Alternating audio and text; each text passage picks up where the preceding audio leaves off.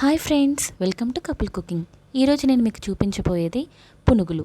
ఈ పునుగులు అనేది మిగిలిన దోసపిండితో ఎలా ఈజీగా చేసుకోవచ్చో చూసేద్దాం. ముందుగా ఒక బౌల్ తీసుకొని అందులో పిండిని తీసుకోండి. అందులో కొంచెం ఒక 1 టీ స్పూన్ పెరుగుని యాడ్ చేసుకోవాలి.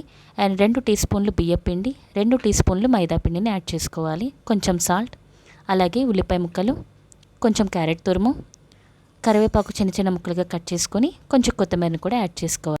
చిటికెడు వంట సోడాని కూడా యాడ్ చేసుకొని మొత్తం కలిసేలాగా బాగా చేతితో మిక్స్ చేసేయాలి. మీరు ఎన్నైతే కావాలనుకుంటున్నారో దాన్ని బట్టి మీరు అన్ని క్వాంటిటీస్ పెంచుకుంటూ ఉండొచ్చు. అలాగే నేను చూపించిన విధంగా ఇలా కన్సిస్టెన్సీ అనేది ఉండాలండి. కొంచెం వాటర్ తక్కువైతే మీరు యాడ్ చేసుకోవచ్చు. ఈ విధంగా కలుపుకొని మూత పెట్టేసి ఒక 10 నిమిషాలు పక్కన పెట్టండి.